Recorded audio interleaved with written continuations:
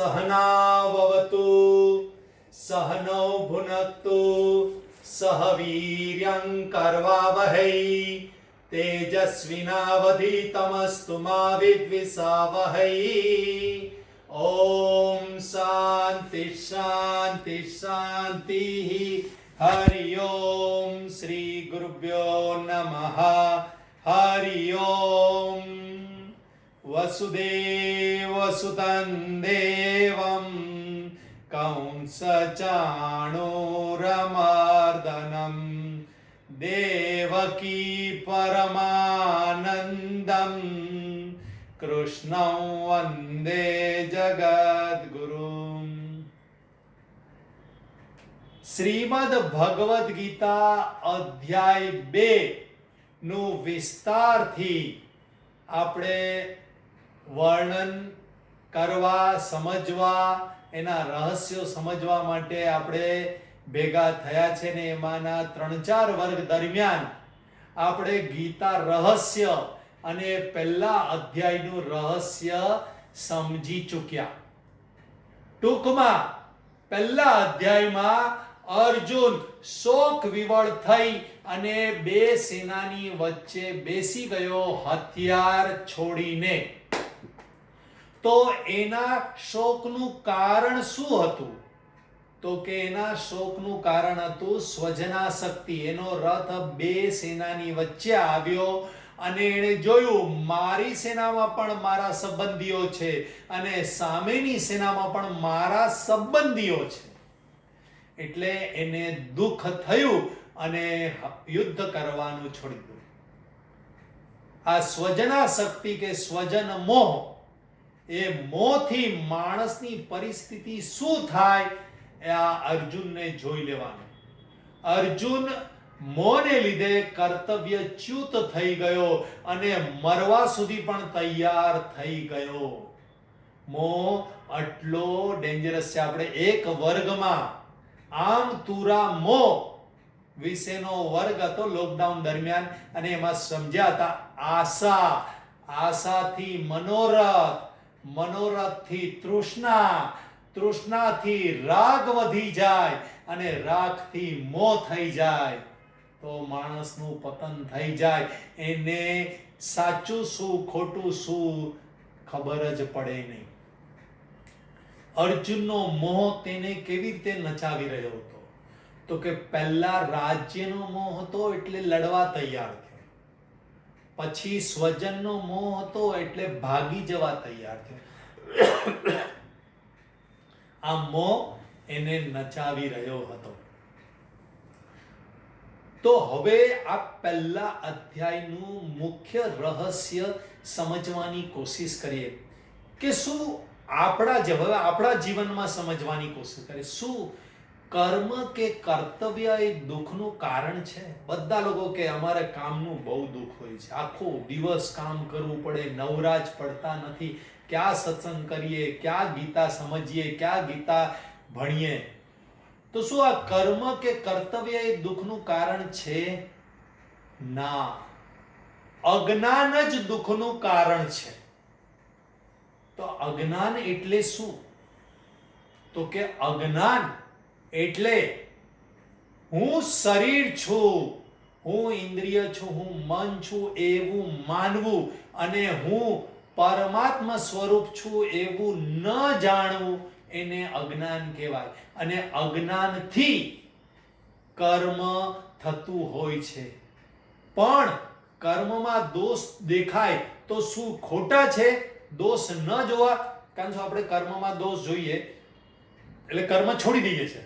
અર્જુનને કર્મમાં દોષ દેખાયો એટલે કર્મ છોડી દીધા અને એ સમજો કે હું દુઃખમાંથી મુક્ત થઈ જઈશ. અત્યારે મને જે યુદ્ધના મેદાનમાં દુઃખ છે એ દુઃખમાંથી મુક્ત થઈ જઈશ.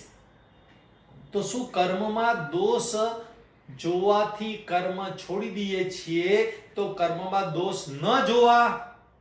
ના, દોષ જરૂર જોવા પણ કર્મ છોડી ન દેવા. કેવી ડાયસી સિચ્યુએશન છે. કર્મમાં દોષ દેખાય એટલે આપણે છોડી દે. આ કામ કરવામાં મજા નથી, છોડો, તરત આવું નીકળે અંદરથી. અને શાસ્ત્ર કહે છે કર્મમાં દોષ તો જોવા પણ છોડવા નહીં. તેમાંથી રાગ છોડી દેવો. કર્મમાં રહેલો રાગ એ દુઃખનું કારણ છે, એ છોડી દેવો. શાસ્ત્ર પણ ધન કમાવામાં દોષ દેખાડે છે, સ્ત્રીની નિંદા કરે છે. તો શું એ ધન ખરાબ છે અને સ્ત્રી ખરાબ છે એટલે નિંદા કરે છે અને દોષ દેખાડે છે? ના, આપણા બધાનો એની અંદર રાગ થઈ ગયો છે. એ રાગ એ દુઃખનું કારણ છે. અને શાસ્ત્ર કે પરમાત્મા આપણને બધાને દુઃખમાંથી નિવૃત્ત કરવા માંગે છે, માટે દોષ દેખાડે છે ધનમાં, માટે દોષ દેખાડે છે વિજાતીય પાત્રમાં, એટલે કે સ્ત્રી કે પુરુષમાં. કેમ તો કે આપણે આસક્ત થઈને ચીટકેલા છીએ, અને આ બાકી તો ભગવાને જ રચ્યા છે. આ શરીરો, આ ધન, આ સૃષ્ટિ, આ બધું ભગવાને જ રચ્યું છે આપણને દુઃખ દેવા માટે.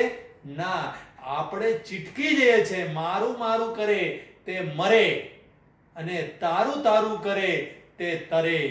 આ મારું મારું કરી લીધું છે એટલે જ આપણે જન્મ મૃત્યુના ચક્રમાં મરતા રહ્યા છે. તો આ રાગને છોડવાનો છે, કર્મ કે કર્તવ્યોને છોડવાના નથી. કેમ? તો કે કર્મ જ એ જ્ઞાન પ્રાપ્તિનું સાધન છે. અત્યારે તમે ને હું કર્મ કરી રહ્યા છું, હું બોલવાનું કર્મ કરી રહ્યો છું, તમે સાંભળવાનું કર્મ કરી રહ્યા છો. એક જગ્યાએ બેસી અહીંયા મોબાઈલ ખોલી આ બધા કર્મ કર્યા. તો કર્મ તો જ્ઞાન પ્રાપ્તિનું સાધન છે. કર્મ છોડી દેશું તો જ્ઞાન પ્રાપ્તિ શક્ય જ નથી. માટે કર્મ નથી છોડવાનું. તો કર્મની પાછળ જે દુઃખ પડે છે એનું કારણ શોધવાનું છે. કારણ રાગ છે અને રાગનું પણ કારણ અજ્ઞાન છે, માટે અજ્ઞાનને છોડવાનું છે. તો કે કારણ કોને કહેવાય? કેમ અજ્ઞાન જ કારણ છે એ સમજીએ. આપણા દુઃખનું કારણ અજ્ઞાન છે. કેમ? તો કે કારણ કોને કહેવાય? તો કે જે હોય તો ઘટના ઘટે, અને જે ન હોય તો ઘટના ન ઘટે, એને કારણ કહેવાય. આ કારણની ડેફિનેશન છે. માટી હોય તો જ ઘડો હોય, માટી ન હોય તો ઘડો ન હોય. માટે માટીને ઘડાનું કારણ કહેવાય. હવે તમે વિચારો કે આપણા દુઃખનું કારણ શું છે. એકવાર એક ભાઈ રસ્તામાંથી જઈ રહ્યા હતા, તેને સામે એનો મિત્ર મળ્યો. મિત્રએ જોયું કે મારા મિત્રનું મોઢું ઉતરેલું છે, દુઃખી દેખાય છે. તો પૂછ્યું, કેમ દુઃખી દેખાય છે?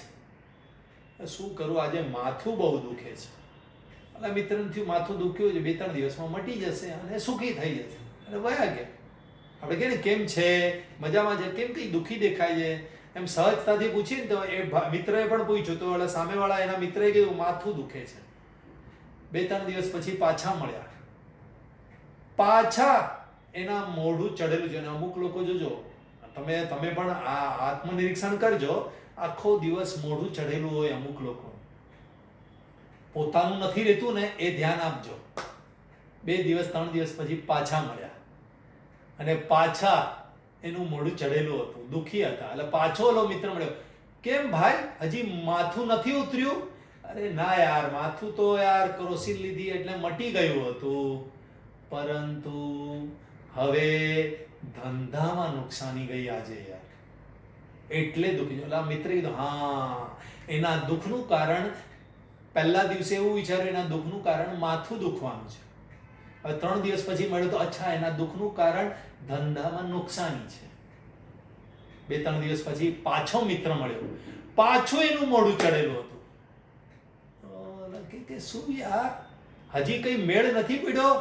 તો કે ના, એ તો આજે તો સારો ધંધો થયો, ઓલા દિવસે એ તો નુકસાન થયું. તો કે પછી આજે દુઃખી કેમ છે? તો દુઃખી એટલા માટે છે કે છોકરો નાપાસ થયો.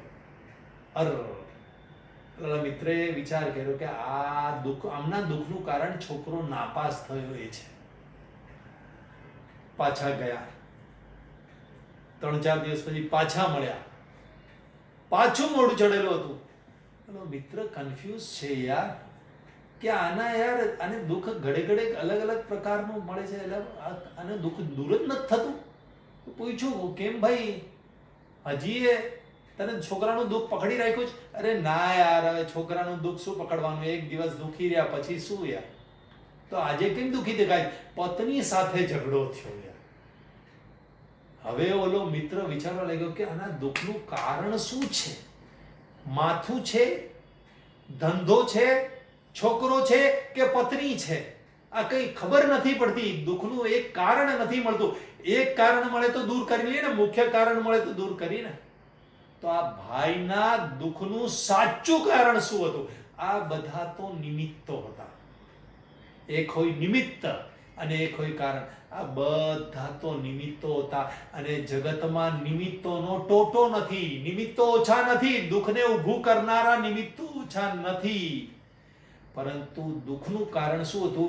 એ પોતાને શરીર માનતો હતો. પોતાને શરીર માન્યું એટલે માથું દુખવાનું એને દુઃખ થાય. પોતાને શરીર માન્યું એટલે આ ધંધામાં નુકસાન થયું. એટલે ધંધામાં નુકસાન કોને થાય છે? શરીરને. શરીર ન રહે તો કોઈ ધને નથી રહેતું, કોઈ ધંધોય નથી રહેતો, કઈ નથી રહેતું. એટલે શરીર છે ત્યાં સુધી ધંધો છે. એટલે શરીરને લીધે જ દુઃખી છે. પુત્ર પણ શરીરનો, પત્ની પણ શરીરની. શરીરના નાશ થતા કોઈ આમાંનું રહેતું નથી. માટે હું શરીર છું એવા વિચાર ને લીધે આ દુઃખ નવા રોજ ઊભા થાય છે. અને આપણા બધાનું રોજ મોઢું ચઢેલું રહે છે.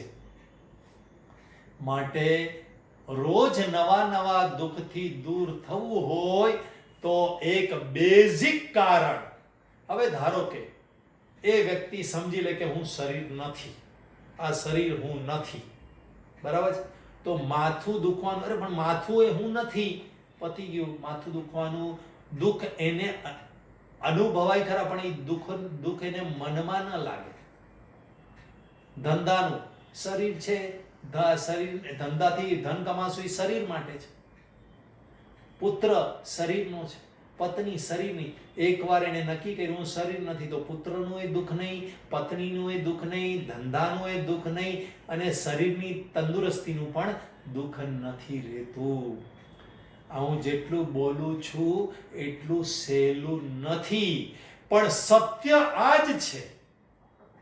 તમારે ને મારે દુઃખમાંથી મુક્ત થવું હશે તો અજ્ઞાન એટલે કે હું શરીર છું, હું પરમાત્મા નથી, આ જે વિચારસરણી છે એ જ અજ્ઞાન છે, એમાંથી મુક્ત થવું પડશે. અર્જુનને કર્મમાંથી રાગ ચાલ્યો ગયો હતો. આપણે આગળ જોયું ને કે દુઃખનું કારણ રાગ છે, કર્મનો રાગ. પણ અર્જુનને કર્મમાંથી રાગ ચાલ્યો ગયો તો પહેલા અધ્યાયની એને વિચારસરણી કરી. કેમ તો કે કર્મ અને કર્મફળની પરીક્ષા કરી એટલે કર્મમાંથી રાગ હોય ગયો. મારે યુદ્ધરૂપી કર્મ કરવું નથી, હવે મને રાજ્યની જરૂર નથી. એને શ્રેય અને પ્રિયનો વિચાર કર્યો કે મારા માટે કલ્યાણકારક અને આ જગત માટે કલ્યાણકારક શું છે, લડાઈ કરીશ એ કોઈના માટે પણ કલ્યાણકારક નથી. આવી વિચારણા કરી એને વૈરાગ્ય તો પ્રાપ્ત થયો, એટલે કે રાગ તો વયો ગયો. તો પછી બાકી શું રહી ગયું હતું કે જેને લીધે ભગવાને આગળ ગીતા કહેવી પડી? એનો વૈરાગ્ય તો પાકો થઈ ગયો હતો, પરંતુ કર્મ છોડી દેવાની ભ્રાંતિ રહી ગઈ હતી. કર્મમાંથી વૈરાગ્ય આવી ગયો, પરંતુ કર્મ છોડી દેવું એ જ આનું સોલ્યુશન છે. આવી ભ્રાંતિ રહી ગઈ હતી અને માટે ભગવાને ભગવદ ગીતા આગળ વધારી. હું શરીર છું કે શરીર મારું છે? ના, શરીર તો ગાડું ભગવાન ચલાવી રહ્યા છે. શરીરમાં રોગ કે વૃદ્ધત્વ આવે તો આપણને પૂછવા પણ બેસતું નથી. ના કોઈ આપણને પૂછતું જ નથી. રોગ, નુકસાની, વૃદ્ધત્વ, કોઈને પણ પૂછ્યું કે ભાઈ વૃદ્ધત્વ આવ્યું કે હવે હું તારા શરીરમાં આવું? ના, એ આવી જ જાય છે. જો હું અને મારું હોત તો મારું ઘર છે તો મારા ઘરમાં મારા પૂછ્યા વગર કોઈ આવી શકે? ના, આ ઉદાહરણ છે, ના આવી શકે. હું એન્ટ્રીમાં જ રોકું, નહીં ઘર મેં નહીં આને કા, તો ન આવે. એવું શરીરમાં ચાલે છે? નહીં, રોગ નહીં આવવો જોઈએ, એન્ટ્રી નો એન્ટ્રી છે, વૃદ્ધાવસ્થાને નો એન્ટ્રી છે. ના, એવું નથી. નરસિંહ મહેતાએ પણ બહુ સુંદર ગાયું, નીપજે જો નરથી તો ના રહે કોઈ દુખી, શત્રુ મારીને સૌ મિત્ર રાખે, રાયને રંક નહીં કોઈ. આગળ આખું લાંબુ ભજન છે કે જો તમે ઈચ્છો નીપજે નરથી તો ન રહે કોઈ દુખી. આપણાથી થતું હોત તો આપણે કોઈ દિવસ દુખી રહેત નહીં. માટે બીજા અધ્યાયની હવે શરૂઆત થાય છે.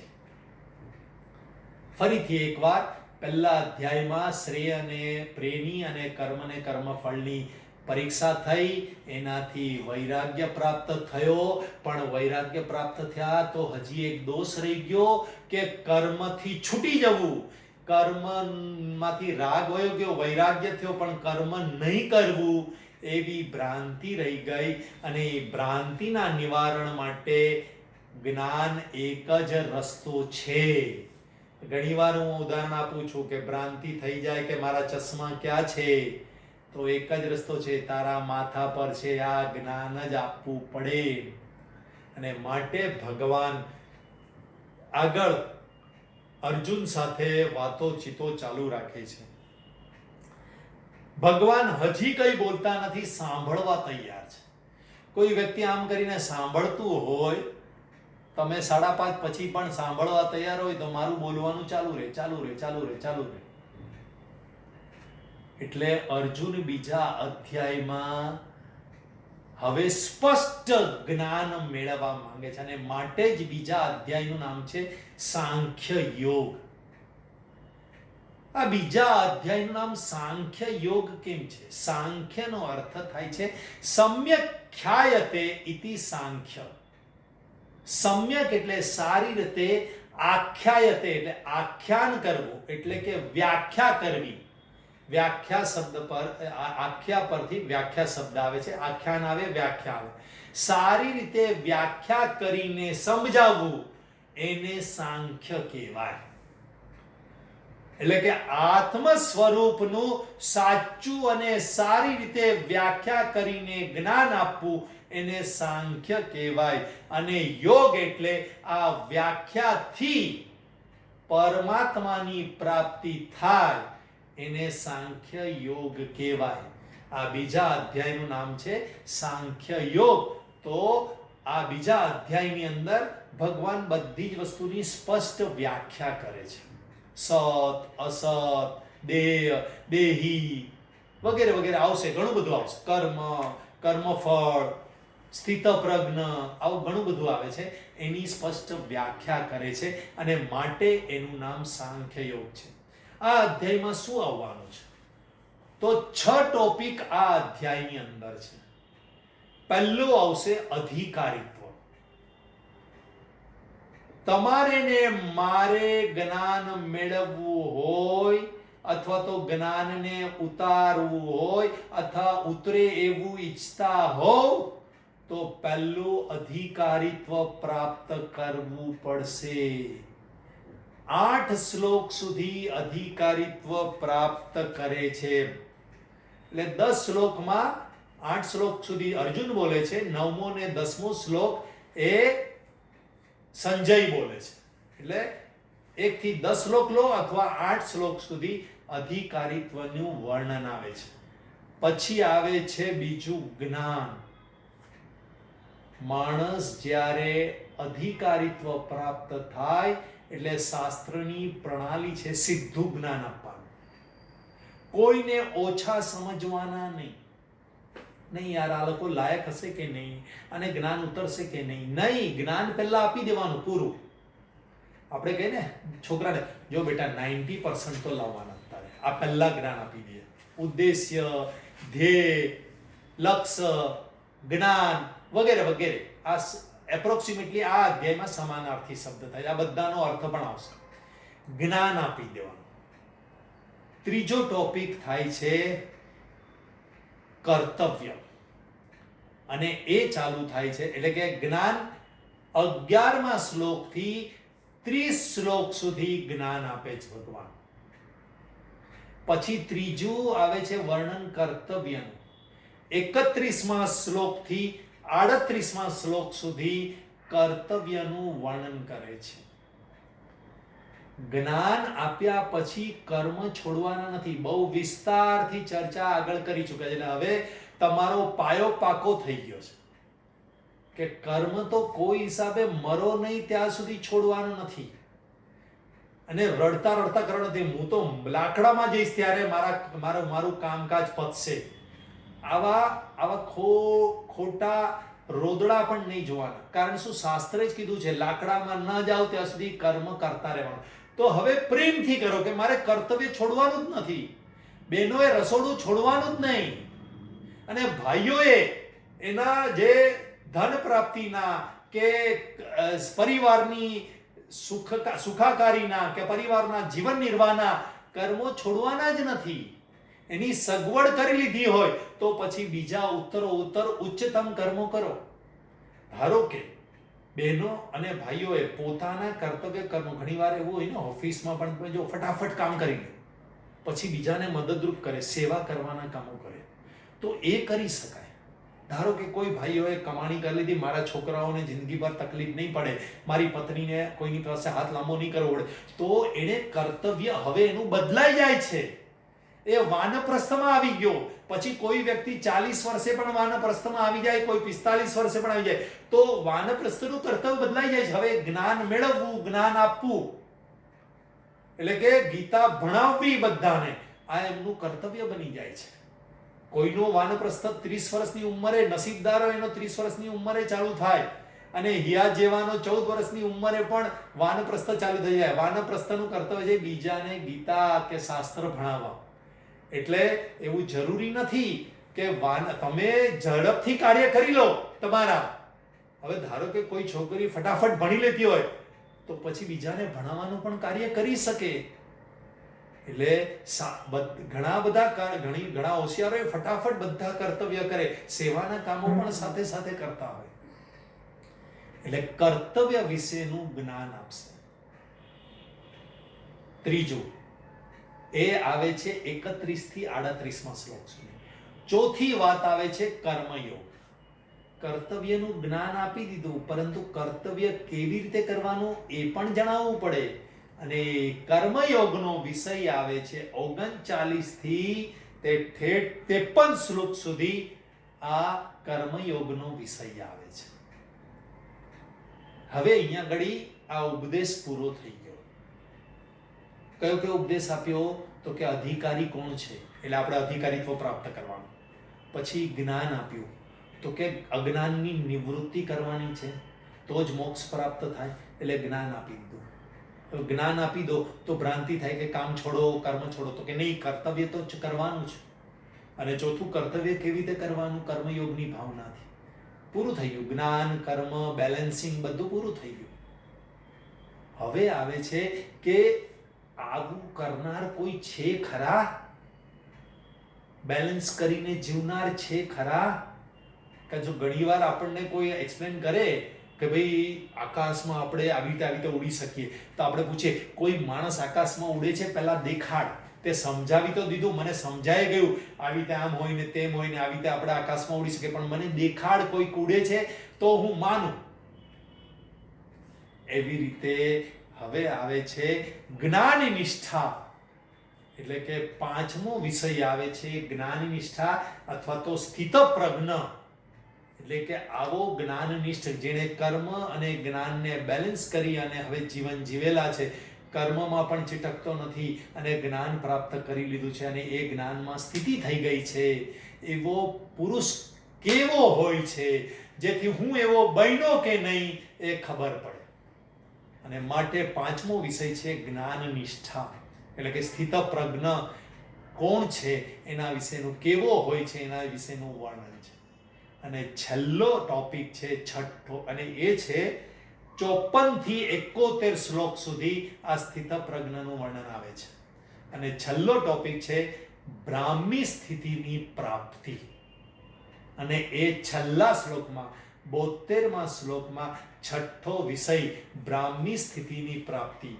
મને જ્ઞાન થયું છે કે નહીં એ ખબર કેવી રીતે પડે?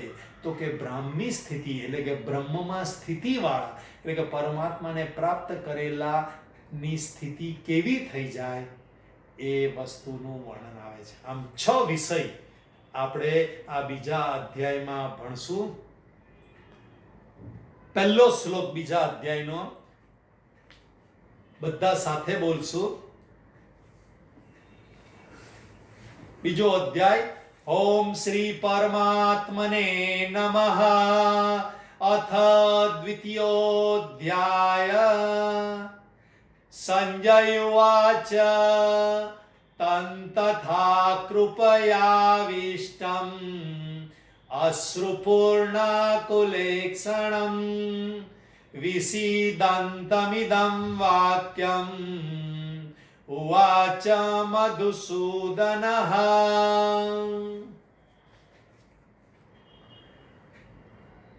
પહેલો અધ્યાય વેદવ્યાસજીએ ધૃતરાષ્ટ્રના મોઢે બોલાવડાવ્યો. ધૃતમ રાષ્ટ્રમ ઇતિ ધૃતરાષ્ટ્ર, જે મોહાંધ છે, જેને સંસારમાં રાગ છે, તે પહેલા અધ્યાયનો અધિકારી છે. પહેલા અધ્યાયના અધ્યયનથી એ બધા મોહાંધ લોકોએ વૈરાગ્યને પ્રાપ્ત થવાનું છે. માટે આપણે પહેલો અધ્યાય ભણી ચૂક્યા છીએ. ટૂંકમાં આપણે બધા સંસારમાં રાગવાળા છીએ, મોહવાળા છીએ, માટે વૈરાગ્યને પ્રાપ્ત થવાનું છે. બોટમ લાઈન ઓફ ફર્સ્ટ અધ્યાય ઇઝ વૈરાગ્યને પ્રાપ્ત થવા. બસ હવે બહુ થયું, અલંબુદી બહુ ખાધું, બહુ હર્યા ફર્યા, બહુ કમાયા, બહુ વ્યવહાર કર્યો, બહુ લગ્ન પ્રસંગમાં ગયા, આવું થઈ જવું જોઈએ. બહુ ફોનો પર નિંદા કુથલી કરી, બહુ પંચાયત કરી, આવું બધું થઈ જવું જોઈએ આપણને બધાને. તો આપણે બીજા અધ્યાયના અધિકારી. આ સરળ ભાષામાં કીધું. શાસ્ત્રમાં બધી ઊંચી ઊંચી ભાષા આવે. આ ભાષાનું મેન તાત્પર્ય આ શબ્દોમાં છે. મેં હમણાં બધા અધિકારીત્વના શબ્દો કયા. આવું થઈ ગયું તો આપણે બીજા અધ્યાયના અધિકારી છે. બીજો અધ્યાયની શરૂઆત સંજયથી કરી. સંજય ઉવાચ. સંજયનો અર્થ છે સમ્યક જયતિ ઇતિ સંજય. સારી રીતે જેણે જયને પ્રાપ્ત કર્યો છે એ સંજય. તો પ્રશ્ન થાય, અરે સંજય ક્યાં લડવા જતો હતો, એને જયને પ્રાપ્ત કર્યો? તો અહીંયા આગળ સાચો જય કોને કહેવાય એ આપણને સમજાવે છે. સંજય શબ્દની અંદર 3 અક્ષર છે, સં, જ ને ય. સં એટલે સારી રીતે, જ એટલે જય, અને ય એટલે સંસાર.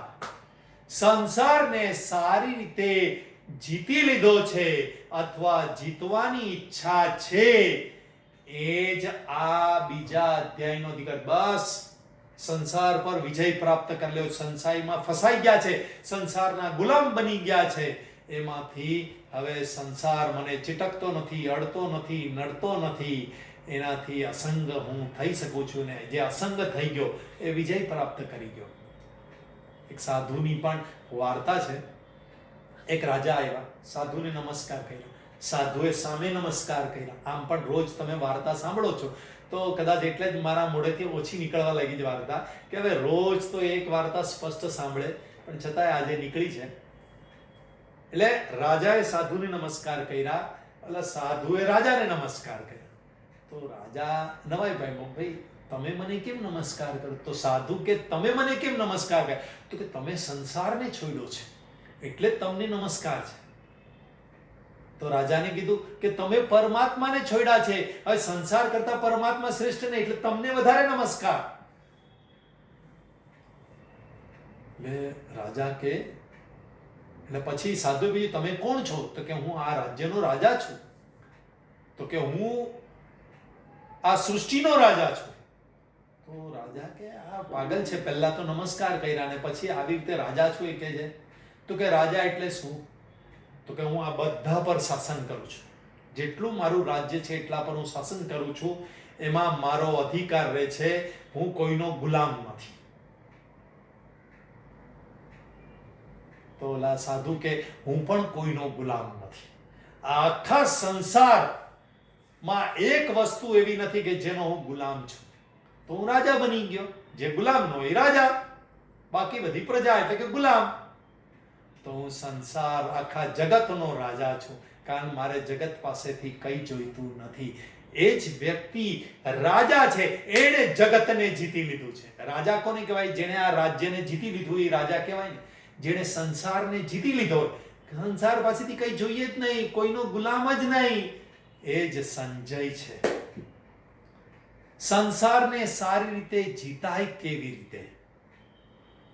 તો કે મહાત્મ્યના એક શ્લોકમાં આવે છે, ગીતાનું મહાત્મ્ય આવે છે કે સંસારને કેવી રીતે જીતાય. બહુ સુંદર છે એ શ્લોક. ગીતા સુગીતા કર્તવ્યા કિમન્યે શાસ્ત્ર વિસ્તરૈઃ યા સ્વયં પદ્મનાભસ્ય મુખ પદ્માદ વિનિસૃતાઃ. સંસારને જીતાય કેવી રીતે? મહાત્મ્યમાં આ શ્લોક આવે છે કે ગીતાને સુગીતા કરી લેશો તો સંસારને જીતી શકાશે. એટલે કે શુદ્ધ આચરણ અને અર્થ સાથે જાણશો તો સંસાર જીતી શકાશે. સંસારનો મળ એટલે કે રાગ દ્વેષ શોક મોહ દૂર થઈ જશે. આ મારું નથી, આ ગીતાના મહાત્મ્યમાં વેદવ્યાસજીએ લખેલી વાત છે. અને એ જ વસ્તુ તમે બધા કરી રહ્યા છો કે ગીતાને સુગીતા કરી અને શીખી રહ્યા છો. સ્પષ્ટ ઉચ્ચારણ સાથે, અર્થો સાથે સમજવાની કોશિશ કરી રહ્યા છો. આવતીકાલે આગળની વાત, શ્લોકની અંદરની વાત કરશું. આવતીકાલે શનિવાર છે. આ અઠવાડિયા દરમિયાન જે પણ 4-5 વર્ગો થયા છે, એ વર્ગો દરમિયાન તમને કોઈ પણ પ્રશ્ન થાય તો ચોક્કસ, કારણ જો અર્જુન, સંજય આ બધા પ્રશ્નોત્તરીથી જ્ઞાન મેળવતા હતા, એટલે માટે મારો તમને બધાને ઉપર ઉઠાવવાનો ભાવ છે. એટલા માટે શનિવારે મારા ઘરે 9 થી 10 રાતના એટલા માટે કે પતિદેવ સાથે તમે આવી શકો. યુવાનો બધા, છોકરાઓ કામકાજ કરતા હોય તો બધા આવી શકે, એટલા માટે 9 થી 10 નો સમય આપ્યો છે. અને આપણા શાસ્ત્રમાં કીધું છે 7:30, આમ તો સંધ્યા સમયે જમી લેવાનું હોય, મોડામાં મોડા 7:30 8 વાગે જમી લેવાનું હોય, પછી ભજન કીર્તન કરવાના હોય, એવું જ શાસ્ત્ર કહે છે. કારણ રાતના 10 વાગ્યા સુધી ઊંઘ આવે નહીં તો ખોટા વિચાર ના આવે, એટલા માટે ભજન કીર્તન અથવા સત્સંગ કરવાનો, એને માટે 9 થી 10 નો સમય છે. માટે આપણે એવો પ્લાનિંગ કરવાનું કે જેથી રાતના સમયે પ્રશ્નોત્તરી છે અને સનાતન ધર્મનો વર્ગ છે, તો આપ સર્વ એનો લાભ લો.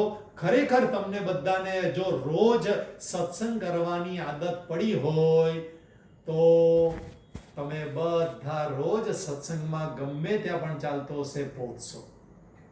જે નજદીક રહેતા હશે એ તો ચોક્કસ પહોંચશે. અને તો જ હું માનું કે 9 મહિના સુધી જે સત્સંગ કરાયો એ હવે સત્સંગની લગની લાગી છે. બાકી તો મફતમાં મળતું હતું, ઘર બેઠા સુતા સાંભળી શકતા હતા તો સાંભળતા હતા, તો એ તો ઉડી જવાનું કોઈનું પણ, એમાં કઈ નવાઈ નથી. એટલે એના માટે તો ભગવાન પણ પ્રયત્ન નથી કરતા અને હું પણ નથી કરતો.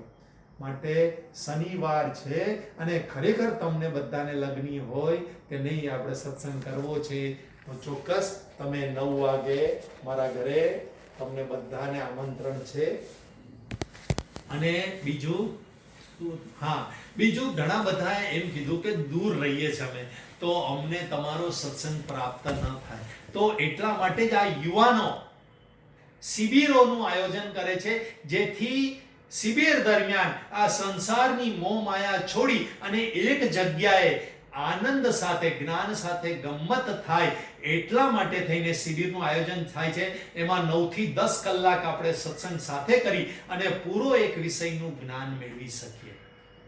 આપણે લોનાવાલા શિબિર લઈ જઈએ છીએ અને એમાં 50 જણની સંખ્યા તો ઓલરેડી થઈ ગઈ છે. યુવાનો 100 જણની તૈયારી સાથે પ્લાનિંગ કરેલું છે. તો ચોક્કસ યુવાનો અને પરિવાર સાથે અને સગા સંબંધીઓને પણ સાથે લઈ આવી શકો એવી યુવાનોએ આજથી છૂટ આપી છે. અને માટે આપ સર્વને ખરેખર સાચે જે શાસ્ત્રની પ્રણાલી હતી કે ગુરુકુળમાં જઈને સત્સંગ કરવાનું, એવું ટેમ્પરરી 3 દિવસના આપણે સંસારથી, સંસારની મોહમાયા કે સંસારની ચિંતાથી દૂર થઈ અને સત્સંગ કરવો જોઈએ એવું તમને લાગવું જોઈએ આટલા વખતથી. તો દૂર લેનાર જે આઉટ ઓફ મુંબઈ રહે છે એ લોકો પણ મારો સત્સંગ મેળવી શકે એમ છે. ખરા અર્થમાં લગ્ની લાગી હોય તો જ આવું થાય. બાકી તો મને સારું લાગે, દેખાડવા લાગે એટલા માટે ફોન કરતા હોય અથવા તો મેસેજ મૂકતા હોય, તો એ તો ભગવાન પણ જાણે છે કે આ કેટલા સાચા ને કેટલા ખોટા. મને આ બંને પ્રસંગોમાં મારા ઘરે પણ આવો અને શિબિરો પણ આયોજન કરવામાં આવે છે, એનો પણ લાભ લો. થોડુંક સંસારને છોડવા માટેની તૈયારી કરો.